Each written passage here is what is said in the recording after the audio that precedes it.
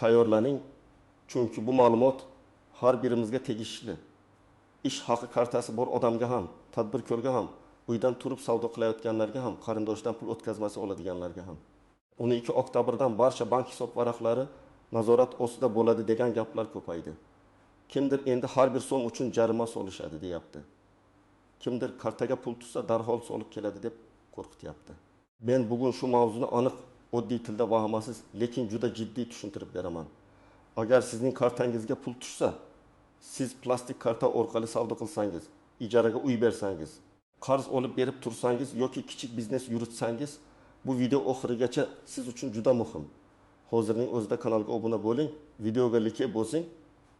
Chunki bunday huquqiy va moliyaviy mavzularda xabardor bo'lish odamni katta xatolardan saqlaydi. Avval odamlarning aksariyati bank kartasini faqat pul olish va pul o'tkazish vositasi deb ko'rardi. Masalan, maosh tushadi, do'kondan xarid qiladi, qarindoshga pul yuboradi, farzandiga o'qish uchun yordam beradi. Tadbirkorlar esa hisob varaqlar orqali to'lov qiladi, savdo tushumini qabul qiladi, xodimlarga ish haqi beradi. Banklar bu operatsiyalarni albatta ko'rib turadi, chunki har qanday pul harakati bank tizimidan o'tadi.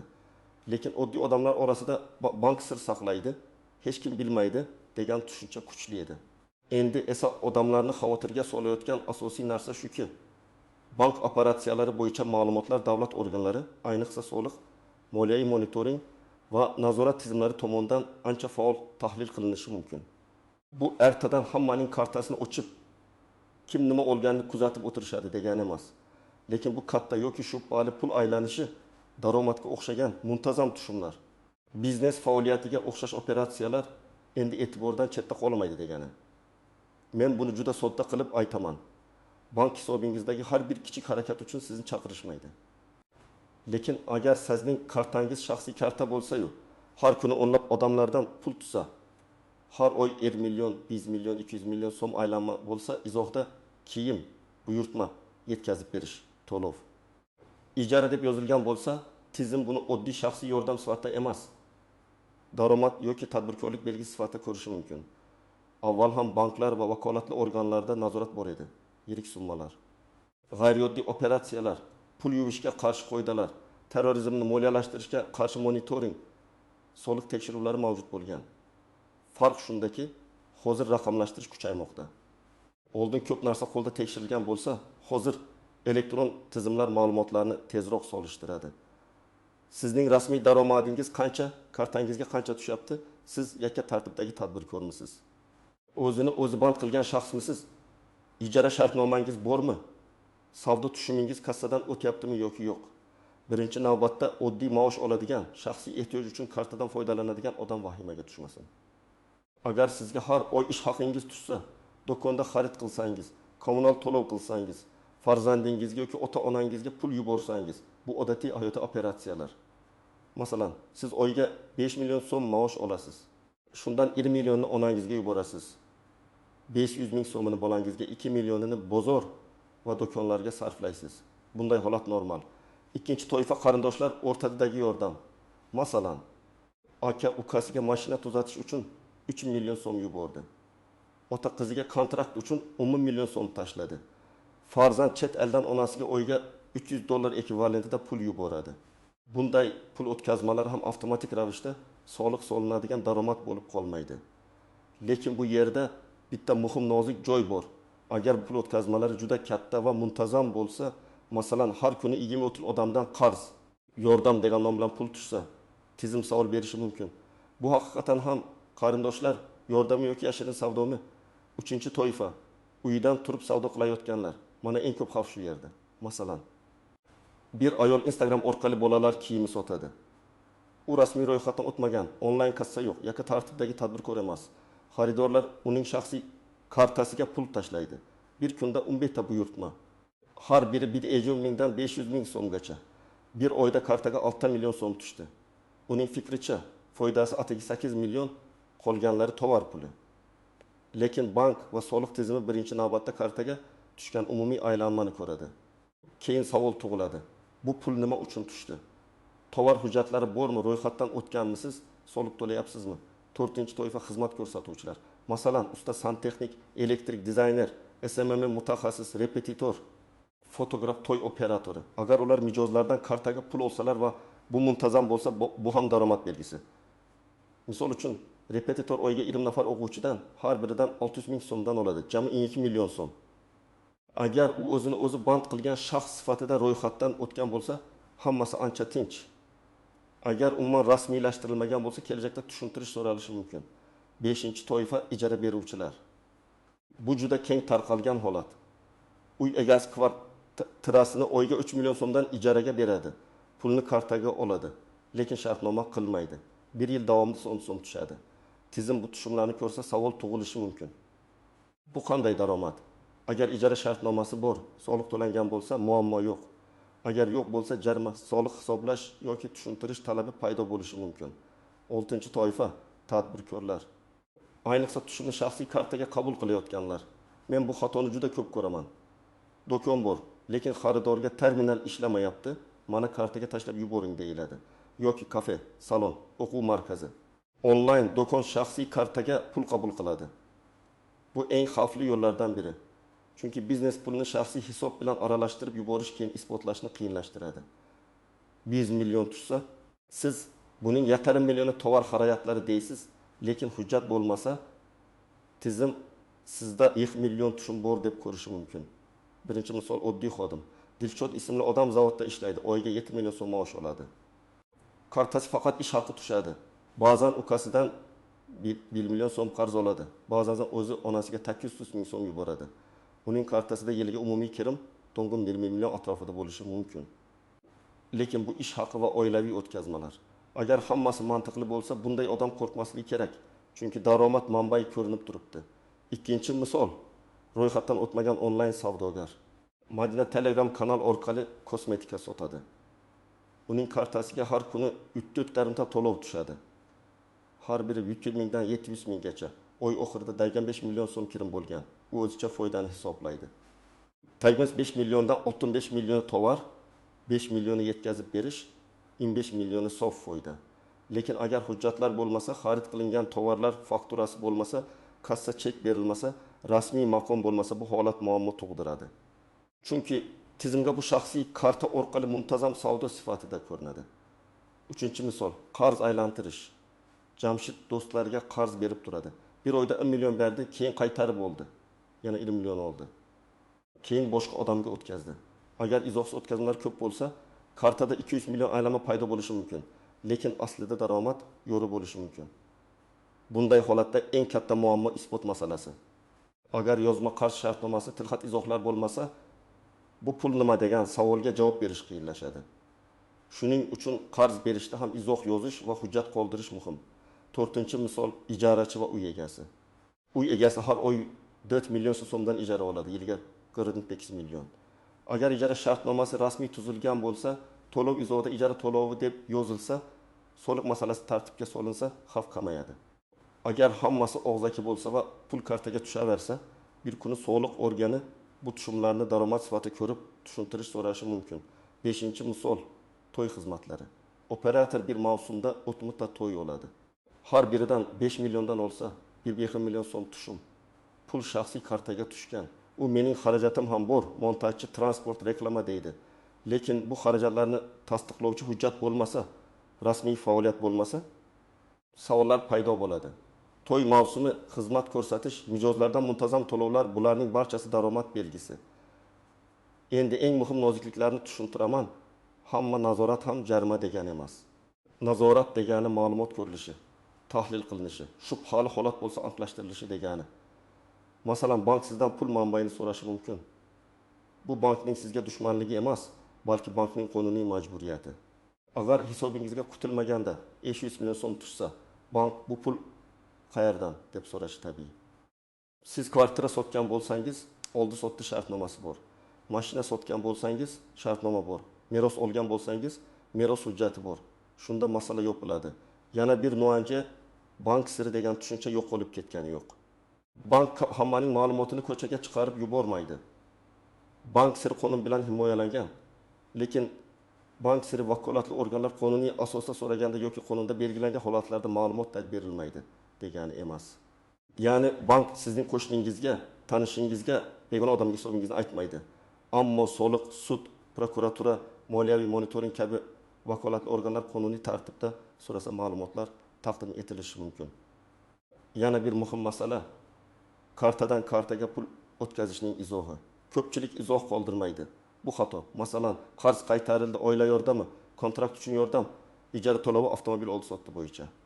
Buyurtma to'lovi kabi izohlar keyin vaziyatni tushuntirishga yordam beradi. Albatta, yolg'on izoh yozish ham to'g'ri emas. Agar savdo bo'lsa, qarz deb yozib qo'yish keyin yanada yomonroq savol tug'diradi. Eng to'g'ri yo'l operatsiyaning haqiqiy mazmunini yozish. Pitfall, ya'ni ko'pchilik tushmaydigan tuzoqlardan biri. Pul mening kartamdan o'tdi, lekin meniki emas edi degan gap. Masalan, tanishingiz kartanga 3 million tushsin. Keyin menga naqd qilib berasan dedi. Siz rozi bo'ldingiz. Ertaga esa savol tug'ilsa, hisobingizga 3 million tushganini siz tushuntirasiz. Bu meniki emas deyish yetarli bo'lmaydi. Pul kimdan tushdi? Nima asosda qaytarildi? Hammasi hujjat bilan kerak bo'lishi mumkin. Shuning uchun boshqalarning pulini o'z kartangiz orqali aylantirishdan juda ehtiyot bo'ling. Ikkinchi tuzoq. Mayda tushsa bilinmaydi degan fikr. Bu eng xavfli xatolardan biri. Bugungi elektron tizimlar aynan mayda, lekin muntazam tushumlarni ham ko'ra oladi. Masalan, 100 ta odamdan 100 ming so'mdan tushsa, bu 10 million bo'ladi. Bir qarashda har bir operatsiya kichik, lekin umumiy naqd savdoga o'xshaydi. Shuning uchun katta summa bo'lmasa bo'ldi degan fikr noto'g'ri. Uchinchi tuzoq. Kartani turmush o'rtog'im yoki qarindoshim nomiga ochaman. Shunda muammo bo'lmaydi.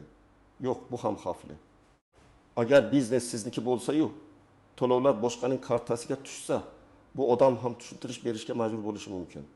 Bundan tashqari oilaviy nizolar, qarzlar, blokirovka, bank savollari paydo bo'lsa, pulingiz boshqa odam nomidan qoladi. Biznesni boshqaning kartasida yuritish moliyaviy xavfsizlik nuqtai nazaridan ham xato. 4-tuzoq. Kripto bukmekerlik, noqonuniy pul aylantirish, obnal va shunga o'xshash operatsiyalar. Agar kartangizdan tushunarsiz ko'p pul kirib chiqsa, qisqa vaqt ichida katta summa kelib, darhol boshqa joyga ketayotgan bo'lsa, bank buni shubhali operatsiya sifatida belgilashi mumkin. Hisob vaqtincha cheklanishi, hujjat so'ralishi, operatsiya rad etilishi mumkin. Bu oddiy soliq masalasidan ham jiddiyroq bo'lishi mumkin. Endi kimlar ko'proq tayyorlanishi kerakligini aniq aytaman. Agar siz shaxsiy kartangizga mijozlardan pul qabul qilsangiz, tayyorlaning. Agar ijaradan daromad olsangiz, tayyorlaning. Agar xizmat ko'rsatsangiz va muntazam to'lov olsangiz, tayyorlaning. Agar kartangiz orqali qarindosh urug', tanish-bilishlarning katta pullari aylanayotgan bo'lsa, tayyorlaning. Agar biznes hisob varag'i o'rniga shaxsiy karta ishlatayotgan bo'lsangiz, zudlik bilan tartibga keltiring. Kimlar vahima qilmasligi kerak? Rasmiy maosh oluvchilar, pensiya va nafaqa oluvchilar, oilaviy yordam o'tkazmalari qiluvchilar, bir martalik qonuniy oldi-sotdi shartnomasi asosida pul olganlar, o'z faoliyati rasmiylashtirgan tadbirkorlar. Lekin ular ham hujjatlarni saqlashi kerak. Chunki eng yaxshi himoya bu oldindan tartib. Birinchi qadam. Oxirgi 6 oy yoki 1 yillik bank aylanmangizni ko'rib chiqing. Mobil ilovadan kirib, kirimlarni tahlil qiling. Kimdan pul tushgan, nima uchun tushgan, qanchalik muntazam tushgan.